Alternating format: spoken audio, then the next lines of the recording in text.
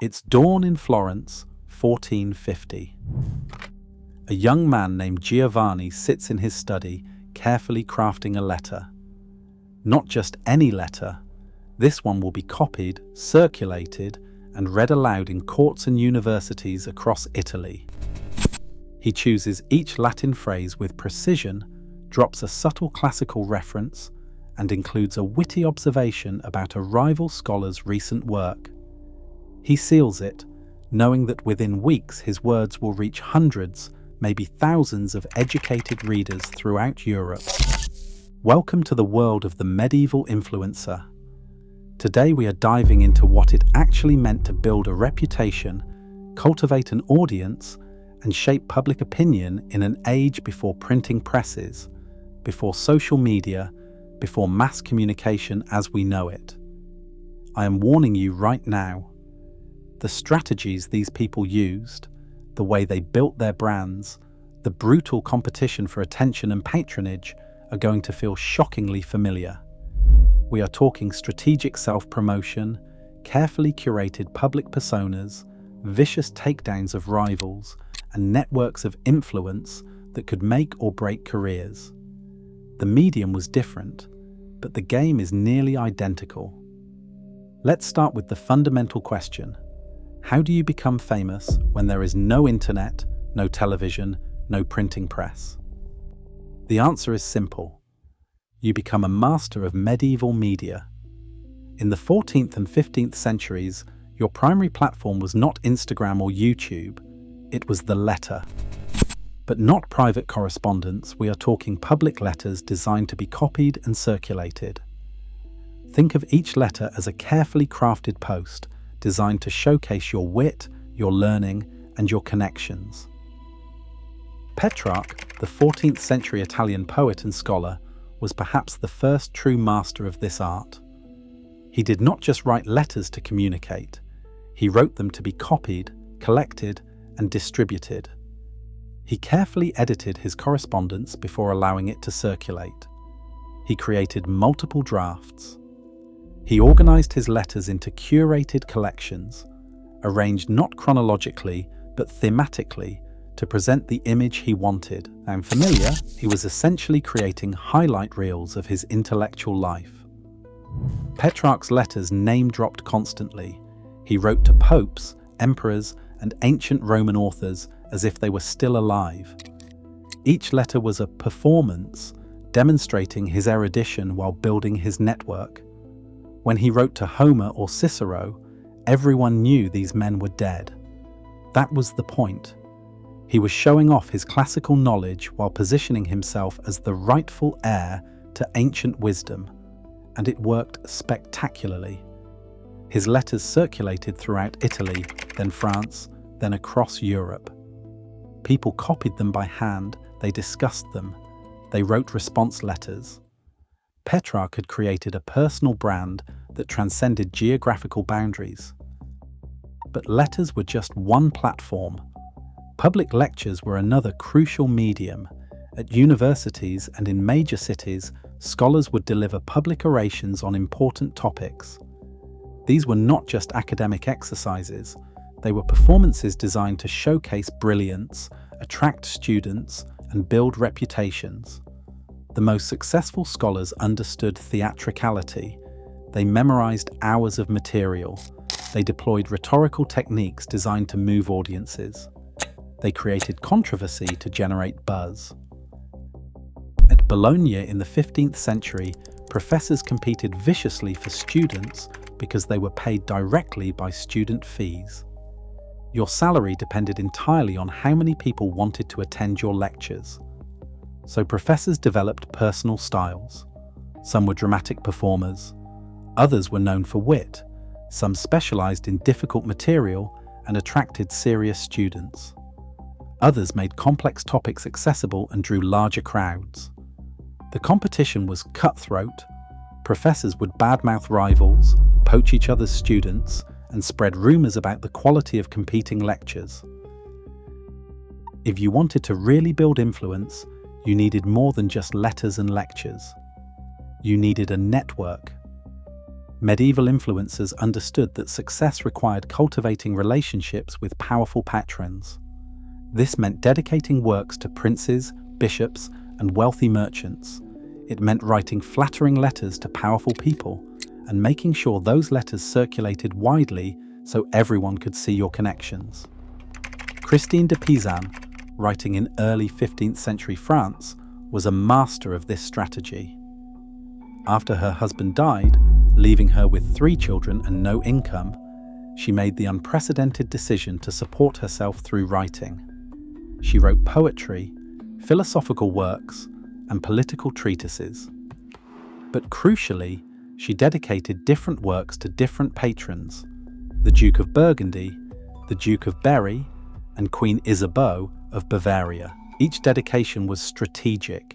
She would write a work, dedicate it to a patron with elaborate praise, receive payment and protection, and then use that association to attract more commissions.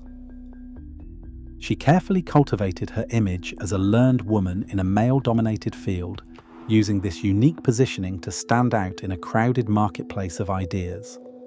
Her works were copied and circulated.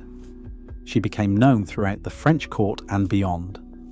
She had effectively created a personal brand, the exceptional female intellectual, defender of women, moral voice in corrupt times.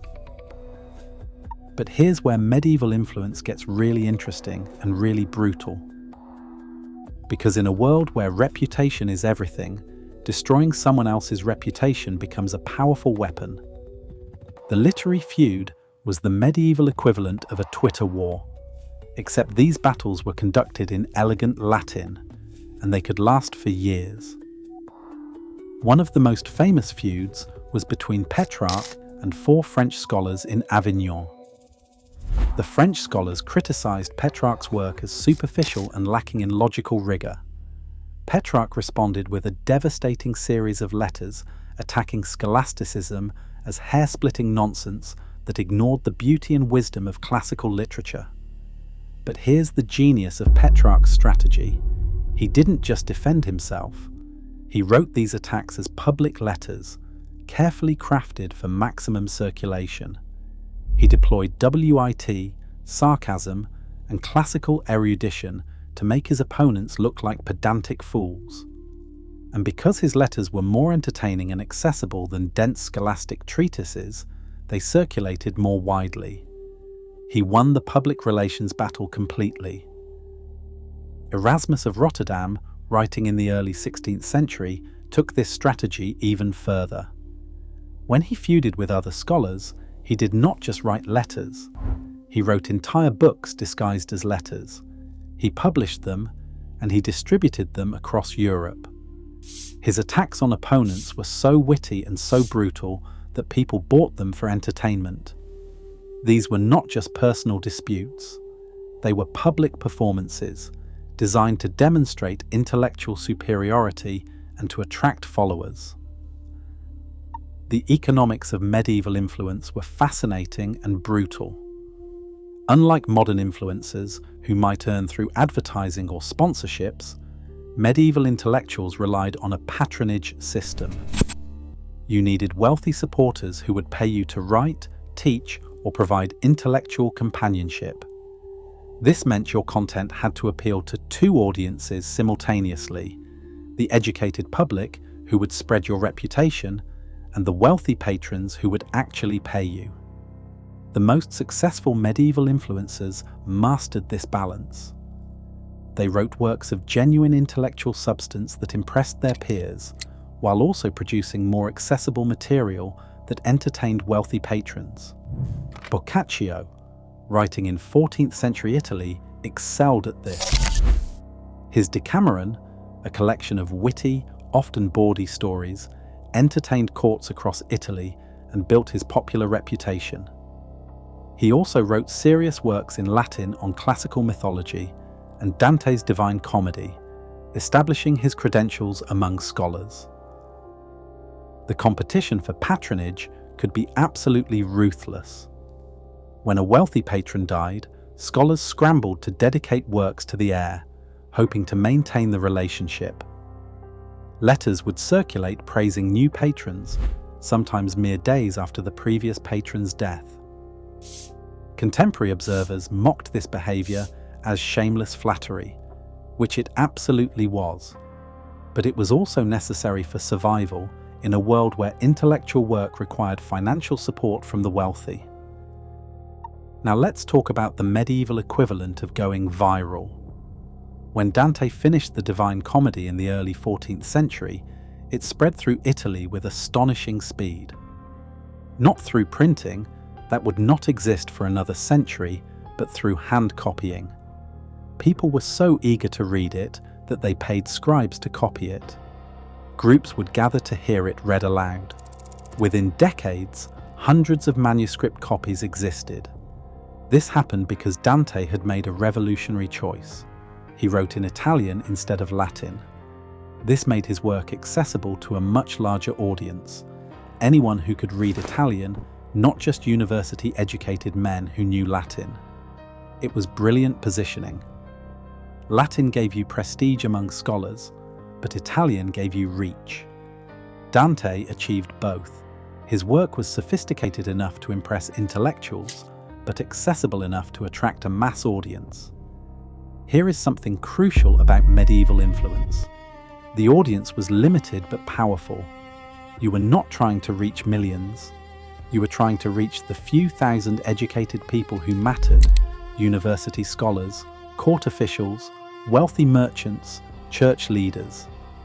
These people had power, wealth, and their own networks. If you impressed them, they would amplify your work through their circles. It was quality over quantity, but the quality mattered intensely. A single well-placed patron could fund your entire career. One devastatingly witty letter could destroy a rival's reputation for decades. One successful public lecture could attract students from across Europe. The stakes were simultaneously lower and higher than modern influence. Lower because you were not performing for millions. Higher because in a small elite world, your reputation was everything, and mistakes could be permanent. There was no deleting embarrassing content, no apologizing and moving on. Once a letter circulated, it was permanent. Once a rival published a devastating critique, you had to respond or accept the damage to your reputation. This created an environment of careful calculation. Medieval influencers thought deeply before putting anything into circulation. They crafted personas deliberately. They chose battles strategically. So why does any of this matter? Because despite the obvious differences in technology, the fundamental dynamics of building influence, shaping opinion, and competing for attention have not changed that much. Medieval influencers understood their platforms deeply. They created content strategically. They built networks. They engaged in public feuds for attention. They balanced authenticity with calculated image management. They navigated the economics of attention in a competitive marketplace. The medium has changed radically. The fundamental human dynamics of reputation, influence, and attention are remarkably constant. That young man in Florence, carefully crafting his letter, choosing his words to impress both peers and patrons, was doing something not fundamentally different from someone today carefully composing a LinkedIn post or crafting a tweet. Medieval influencers could not buy followers, but they could pay scribes to copy their works and ensure wide circulation. They could not use analytics, but they carefully tracked which letters generated responses and which topics attracted audiences. They could not go viral in hours, but they could achieve Europe-wide fame over months and years. They built personal brands, cultivated audiences, competed for attention, and shaped public discourse. They just did it with parchment, ink, and the postal networks of medieval Europe instead of smartphones and social media platforms. So the next time someone dismisses influencer culture as uniquely modern, remember, Petrarch was crafting his personal brand in the 1340s. Christine de Pizan was monetizing her platform in 1400. Erasmus was feuding with rivals and entertaining audiences in 1500. The names have changed, but the game is familiar. The platforms have changed. The fundamental human desire to be heard, to influence others, to build a reputation that outlasts your lifetime has been with us for a very, very long time.